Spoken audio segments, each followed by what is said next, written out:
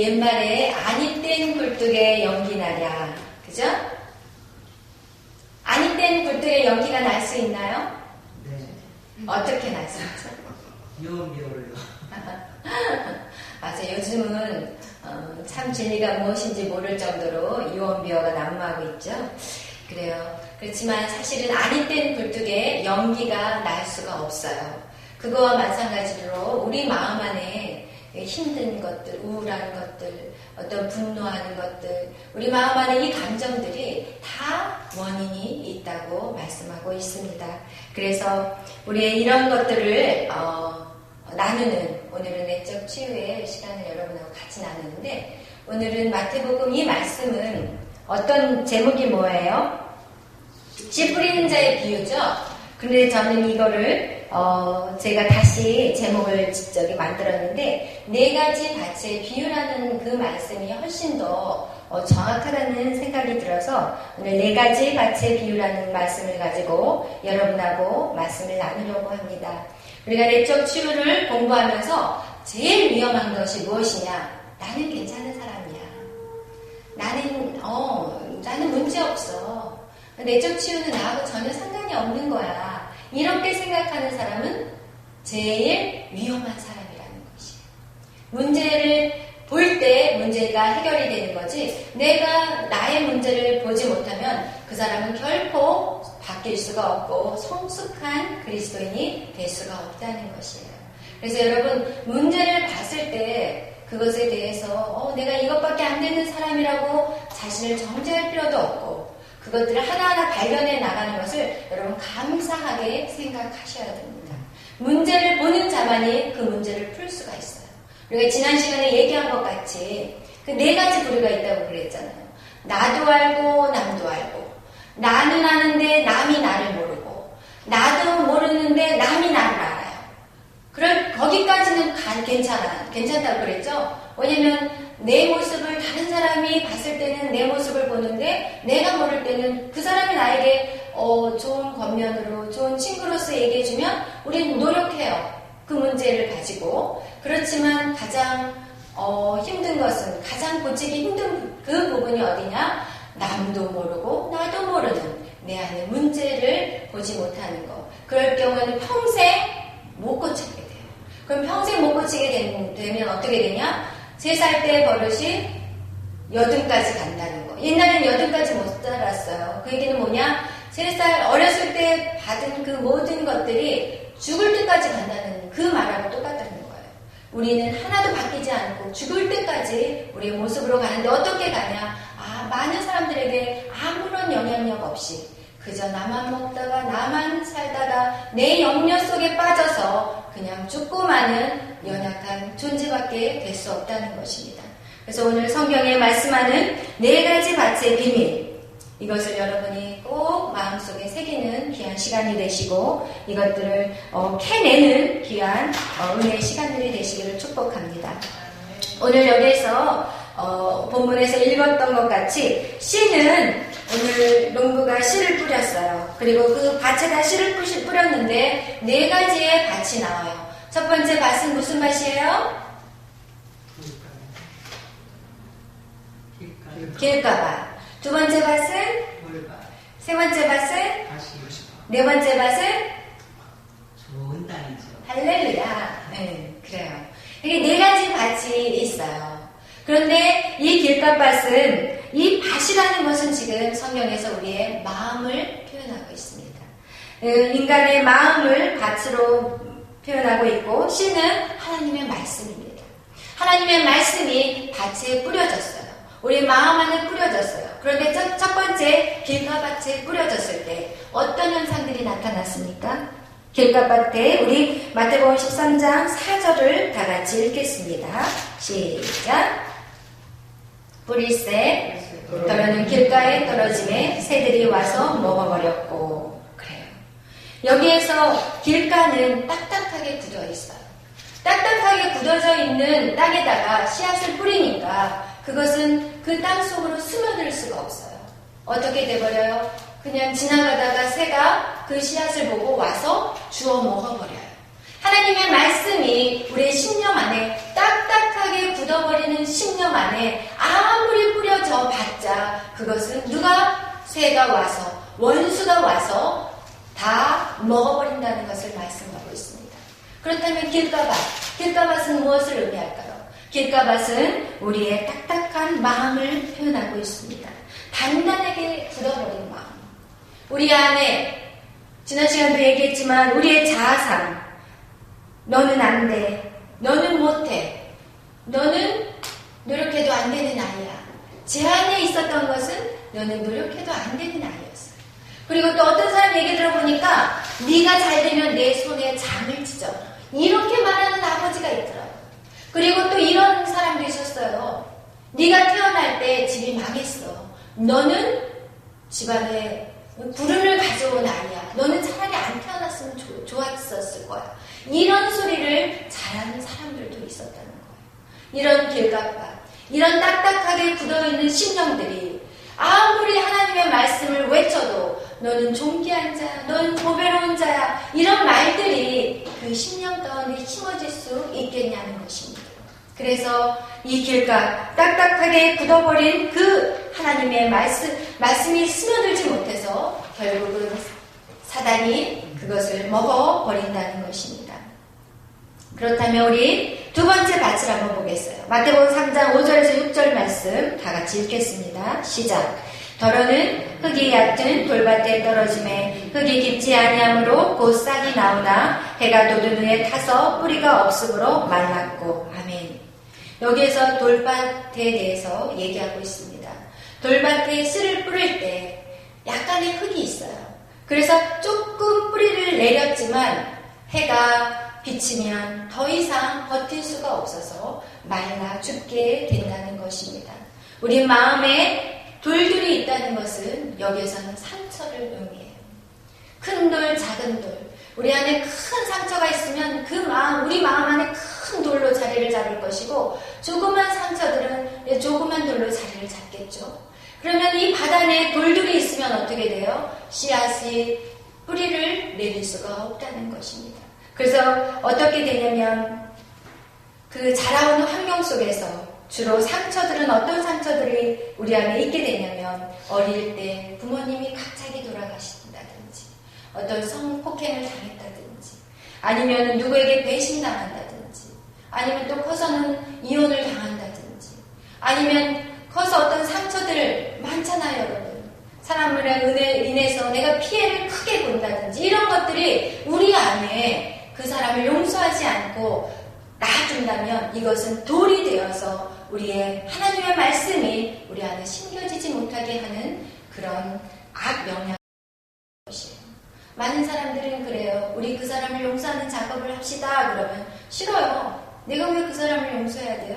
그 사람은 받을 그 벌을 다 받아야 돼요. 내가 절대로 못해요. 이렇게 얘기하는 분들이 계세요. 그런데 용서하지 않는 자는 왜 하나님이 우리에게 용서하라고 하셨냐면 여러분 용서하지 않는 마음을 갖는 사람은요 매일매일 독약을 마시는 사람하고 똑같아요. 매일매일 아주 약한 독을 타서 자기가 그 독을 마시고 있는 거예요. 그렇기 때문에 하나님은 우리에게 용서하라고 말씀하고 있습니다.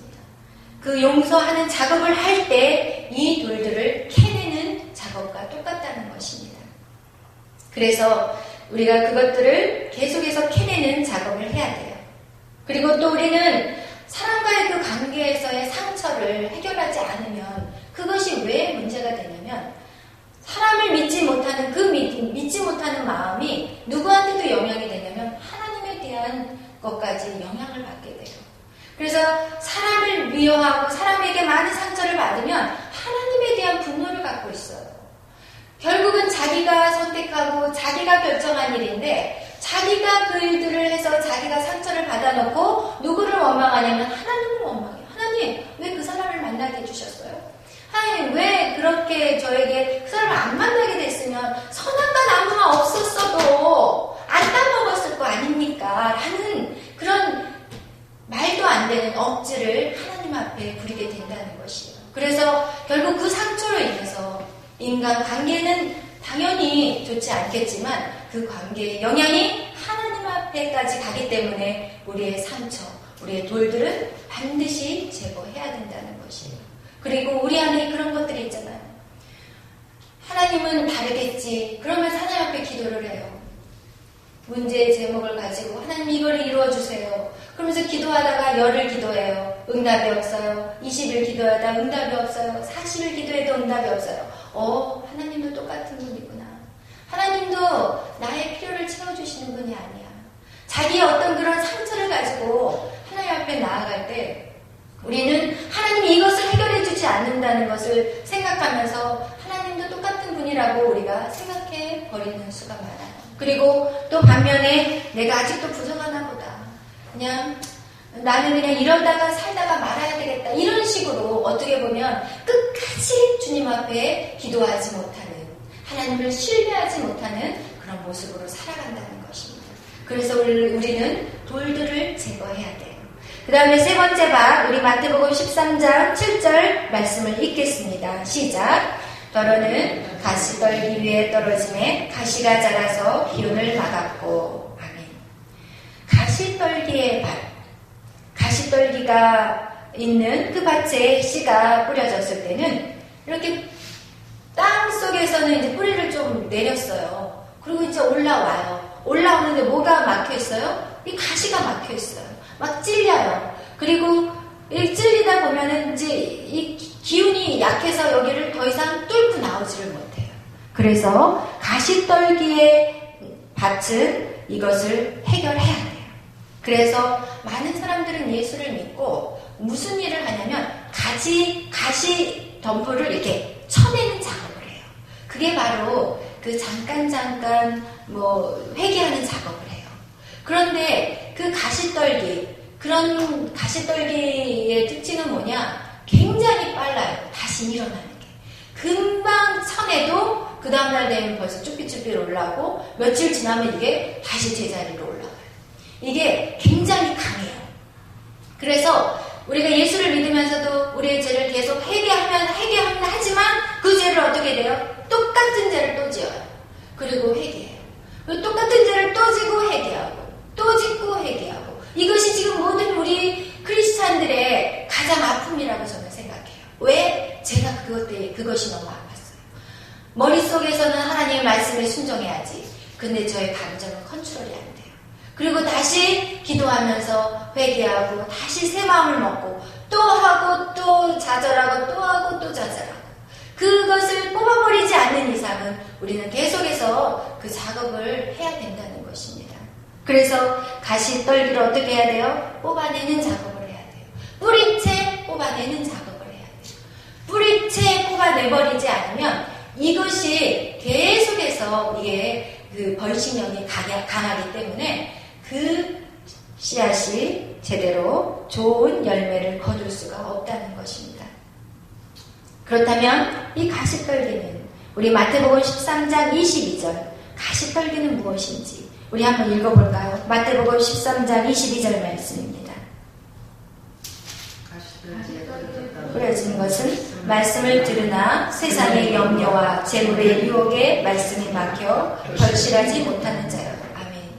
세상의 유혹, 세상의 염려, 재물의 유혹, 이게 무엇일까요? 이게 바로 세상의 가치관이에요. 하나님의 말씀으로 여러분이 만들어진 것이 아니라 세상의 가치관으로 우리는 이미 너무 많은 것들이 우리 안에 들어와 버렸어요. 제가 예수를 믿으면서도요, 제 안에는 세상의 가치관이 굉장히 많이 자리를 잡고 있었어요. 여러분도 잘 생각해 보세요. 우리가 참 명언이라고 생각하는 것들, 그것이 사실은 굉장히 나쁜 것들이 많아요. 침묵은 금이다. 침묵이 금이에요? 때때로 침묵이 좋을 때도 있어요. 그렇지만 침묵으로 인해서 가정이 깨어지고 있어요. 침묵은 절대로 금이 아니에요. 사랑은 말할 때 그것이 진정한 사랑이 되지, 그냥 입 다물고 있으면 절대로 자녀들은 부모에게 사랑을 느끼지 못해요. 그거와 마찬가지로 침묵은 금이 아니에요. 그리고 우리 안에 또 어떤 거짓 메시지들이 있어요. 제가 저희 딸에게 말했어요. 메디야, 여자는 시집을 잘 가야 돼. 여자 팔자, 둘박 팔자. 그래서 저는 저희 딸에게 정말 그 시집 잘 간. 근데 지금은 시집을 잘 간다는 그 의미가 바뀌었어요. 정말 믿음 있는 사람, 정말 신실한 사람을 만나야 된다고 지금은 이제 시집 가는 것도 바뀌었지만 옛날엔 그거 아니었어요. 이왕이면 있는 사람한테 가야. 능력 있는 사람한테 가야 되고 그런 어떤 그 신데렐라 같이 여자들은 남자 잘 만나면 인생이 행복하고 남자 잘못 만나면 인생이 불행하고 이런 어떤 그런 세상의 가치관들이 우리 안에 있었어요. 여러분 지금도 우리 부모들이 세상의 가치관들이 얼마나 많아요. 좋은 학교 나와야 되고 좋은 스펙 쌓아야 되고 내 자녀가 어느 정도는 배워야 되고 이런 것들이 다 세상의 가치관이라는 거예요. 이런 가치관이 우리 안에 있을 때 우리는 성경의 말씀이 심어지지 않아요. 할 수 있거든요. 무슨 말이냐. 믿는 자에게 능치 못할 일이 없다. 이런 말씀 여러분 스며듭니까? 안 들어요. 당장 내가 먹고 살기 힘들고 내 안에 아무것도 없는데 너희는 먼저 그의 나라와 그를 구하라. 그리하면 너의 필요를 채워준다. 이런 말씀이 들어가요? 당장 지금 먹을 것이 없는 사람한테 안 돼요. 제가 아무리 말씀을 1:1 제자 양육을 시키면서 계속해서 신앙을 우선으로 생각하세요. 그러면 그분은 앉아서 무슨 생각을 하는지 아세요? 아이고 먹고 살려면 나가서 일을 해야지. 어떻게 무엇이 우선순위야. 이런 식으로 앉아서 딴 생각을 하고 계신다는 것입니다. 그와 같이 우리 안에 세상의 가치관이 자리를 잡는다면 하나님의 말씀은 아무리 외쳐도 아무런 힘이 없다는 것이에요. 그렇다면 우리는 우리 안에 그 거짓 메시지들을 찾아내야 돼요. 내 안에 세상의 가치관, 내 안에 상처들, 그리고 내가 나를 어떻게 생각하는지 여러분 그런 것들을 발견해 나가야 돼요. 그리고 그것을 어떻게 해야 돼요? 뒤집어 엎고 뽑아내고 캐내야 돼요. 그렇지 않으면 하나님의 말씀은 우리에게 아무런 힘도 아니요 능력도 아니요 아무것도 안 되는 것이 된다는 것을 오늘 이 성경은 우리에게 말씀하고 있는 것입니다. 여러분 생각해 보세요. 일주일을 한번 하루에 24시간 그러면 7일이라고 계산하면 일주일이 계산해보니까 168시간이더라고요. 그럼 168시간 시간 동안에 7시간 잔다고 해가지고 그걸 빼봐요. 그 시간을 빼보니까 119시간이더라고요. 그럼 119시간 동안에 주일에 한 번 교회 달랑 나와요. 그러면 하나님 말씀은 딱 1시간 하나님의 말씀을 듣는 것이고 나머지 118시간은 이미 우리는 세상의 소리에 살아가고 있어요. 그냥 눈을 뜨는 순간부터 세상의 소리가 들려와요. TV에서 뉴스에서 세상이 갈수록 힘들고 경기는 갈수록 안 좋아지고 세상의 소리가 들어와요. 그리고 자녀들을 키우는 부모들끼리 모여서 무슨 얘기해요? 어디 학원이 좋대. 거기는 가야지 서울대는 갈 수 있고 그리고 서울 안에 있는 대학에 들어가려면 그래도 어느 정도는 나와야 돼. 그러면 그 부모들이 그런 주일날 열심히 하나님의 말씀이요 능력이요 여러분 자녀를 하나님의 말씀으로 키워야 됩니다. 자녀를 위해서 기도해야 됩니다 라고 얘기했을 때 나게나면 하고 돌아가다가 가서 월요일날 친구엄마를 만나서 그런 소리를 들으면 갑자기 깝깝해져요. 그 학원을 보내야 되는데 아이는 실력이 안 되고 떠들 땐 돈이 안 돼요. 그러면서 세상의 염려와 재물의 유혹 이걸로 인해서 여러분의 믿음은 자랄 수가 없어요. 여러분 자랄 수가 없어요. 그렇기 때문에 여러분이 선택하셔야 돼요. 내가 하나님을 믿을 것인지 내가 하나님의 말씀을 믿을 것인지 아니면 세상으로 나아갈 것인지. 지금 많은 크리스찬들이 나는 안 그래 라고 하지만 우리의 모습 속에 세상과 하나님을 딱 양쪽에다가 다 잡고 있어요. 그래서 더 고통스러운 거예요. 차라리 하나님 앞에 나아가 버리면 오히려 더 평안해질 텐데 양쪽을 붙잡고 있으니까 이건 너무 고통스럽고 너무 힘든 거예요. 그래서 우리는 우리의 밭을 기갈해야 돼요. 그러기 위해서는 어떻게 해야 돼요? 우리는 내 안에 있는 내가 누구인 것을 정확히 찾아 나가셔야 돼요. 여러분 안에 여러분을 바라보는 부정적인 시선이 무엇이 있어요? 한번 찾아보세요.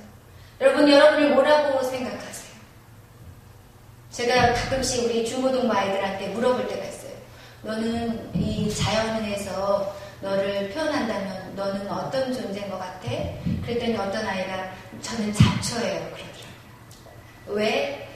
잡초는요 발표도 다시 일어나거든요. 그 아이는 강한 거예요. 의지가 강한 거예요. 저는 되게 약하게 봤거든요. 표현을 잘 안 하길래. 근데 또 어떤 아이들은 자기 자신을 표현할 때 자기 자신을 표현할 줄을 모르는 아이들이 있어요. 그것도 문제거든요. 여러분을 지금 표현한다면 여러분 누구라고 표현할 수 있어요? 여러분을 바라볼 때 여러분은 어떤 사람이라고 얘기해보세요. 그럼 뭐라고 표현할 수 있어요? 여러분의 바라보는 그 자아상이 결국 여러분의 평생을 이끌어가는 것이. 제 안에 안 좋았던 것들. 제 안에 나는 노력해도 안 되는 아이야. 저는 노력하지 않았어요. 진짜. 노력하지 않고 여기. 근데 제가 그것을 깨달았을 때 너무 안타깝더라고요. 왜 이걸 진작 알았으면. 내가 이걸 좀 진작 알았으면 더 멋진 삶을 살지 않았을까라는 생각을 했었어요. 여러분 안에 지금이라도 늦지 않았어요. 여러분의 부정적인 자아상, 그런 것들을 다 쓰세요. 다 쓰시고 그것을 가지고 여러분 싸워야 돼요. 나는 더 이상 이런 사람이 아니야. 나는 하나님의 자녀이고 하나님이 나를 지명하여 불렀나니 너는 내 것이라. 그 말씀으로 이것을 뽑아내고 그것을 계속해서 내 마음판에 새겨야 돼요. 여러분은 할 수 없지 않아요. 모세는 나이가 80에 이스라엘 백성을 이끌어 갔어요. 여러분 지금 늦지 않았어요. 여러분 안에 하나님은 얼마나 많은 달란트들을 주었고 얼마나 많은 재료들이 여러분 안에 있어요. 그런데 여러분은 왜 그 자리에 머물러서 인생을 다 살아버린 것 같이 하시나요? 절대로 그러지 마세요. 기도하면서 여러분이 갖고 있는 달란트가 무엇인지 그것 또한 기록하세요. 그리고 이것을 위해서 내가 무엇을 해야 될지 준비하셔야 돼요. 그래서 그것을 계속해서 키워나가세요. 그렇다면 여러분을 통해서 하나님의 놀라운 일들이 그 통로로서 사용되어질 것이며 또한 여러분조차도 많은 사람들에게 영광받는 삶을 살아갈 것입니다. 여러분 안에 숨겨진 상처들 계속해서 회개하셔야 돼요. 땅에서 묶여있으면 하늘에서도 묶여요. 땅에서 풀으셔야 돼요. 매일매일 풀으시고 매일매일 하늘의 것들을 받아 누리는 여러분이 되셔야 되며 또 오늘 이 가시떨기 내 안에 가치관들 세상의 가치관들이 있으면 이제 그것을 빨리빨리 뽑아내셔야 돼요.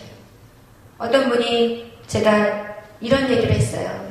말씀을 하면서 돈이 힘입니까? 그랬더니 뒤에서 아멘! 그러시더라고요.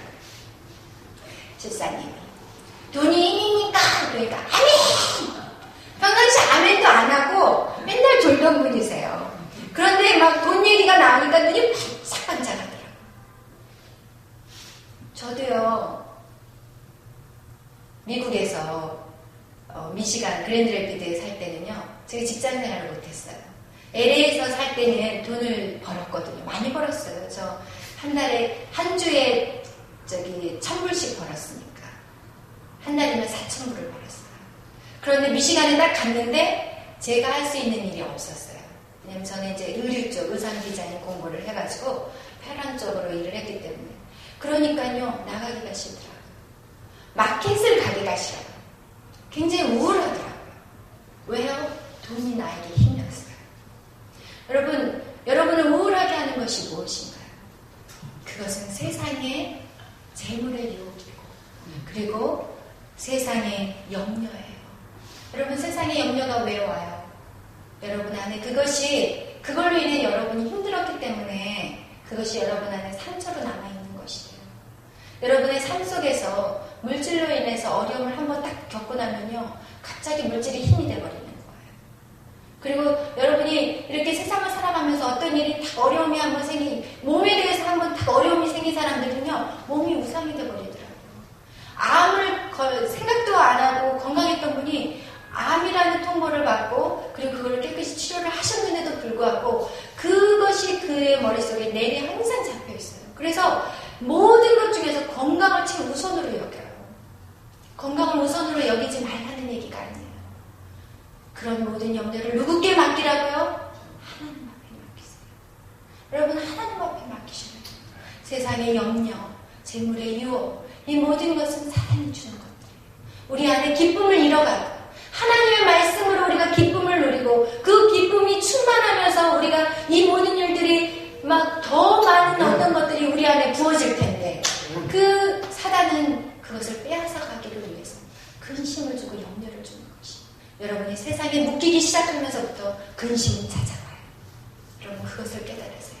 그리고 이제는 그 기쁨을 잃지 마세요.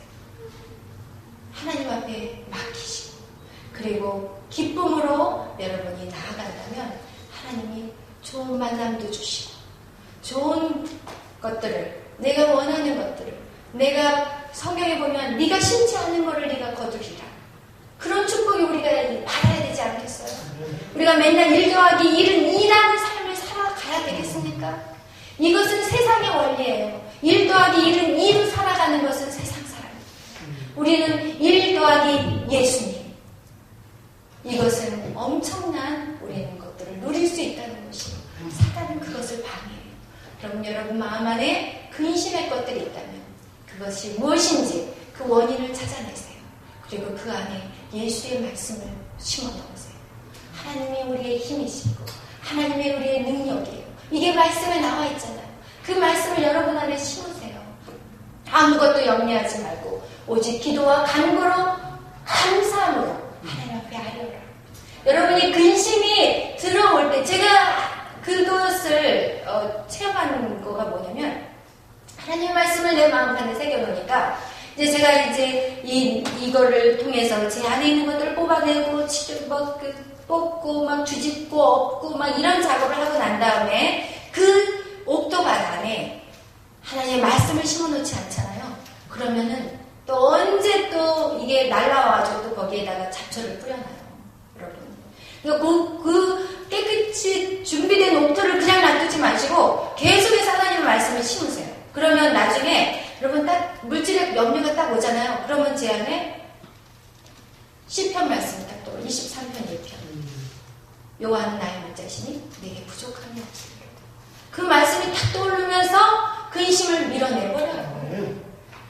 세상에 어떤 염려가 딱 찾아오면 너희는 아무것도 염려하지 말고 이 말씀이 딱 쳐내버려요. 저는 그런 체험을 했다니까요. 여러분 그런 삶이 바로 크리스찬의 삶인 것이에요. 여러분의 앞에 가로막는 것들 아무것도 없어요.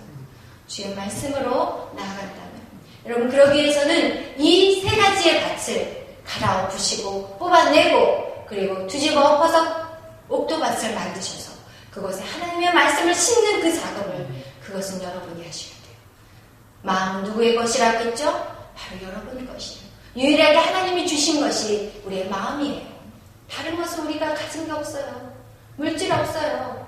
다 하나님 부르면 우리는 다 오라고 하면 가야 돼요. 뭐 들고 가실 거예요? 아무것도 들고 갈 게 없어요. 여러분의 마음을 지키십시오. 잠언 4장 23절 오직 지킬 만한 것 중에 너의 마음을 지키라. 그곳에 생명이 있다고 말씀하셨어요. 여러분의 마음을 빼앗기지 마세요. 그리고 그 마음을 기갈하세요. 뒤집어 엎으세요. 옥토밭으로 만드시고 그곳에 하나님의 말씀을 계속해서 심으세요. 그렇다면 사단도 여러분을 흔들 수가 없어요. 사단도 흔들다 지쳐서 가버려요. 네, 여러분 그런 자리까지 올라가셔서 승리하는 그래서 30배, 60배, 100배의 열매를 우리 다 같이 거두는 그런 복된 삶이 되시기를 축복합니다. 우리 다 같이 기도하겠습니다. 이 시간 기도할 때 하나님 내가 그동안 염려했던 것들 그리고 내 마음을 지키지 못했던 것들이 있다면 이 시간 회개합니다. 여러분 회개도요 구체적으로 하셔야 돼요. 그래서 구체적으로 하나님 이런 것들을 주님 제가 정말 깨닫지 못해서 그랬습니다. 하나님 용서해 주세요. 이제 주의 말씀이 내 안에 온전히 심겨질 수 있도록 내 밭을 기경하고 그리고 돌들을 뽑아내며 가시떨기에 그것들을 뽑아내는 그런 삶을 살 것입니다. 그러면서 여러분 주님 앞에 선포하는 그런 기도를 하시기를 축복합니다. 우리 다 같이 이 시간에 기도하겠습니다.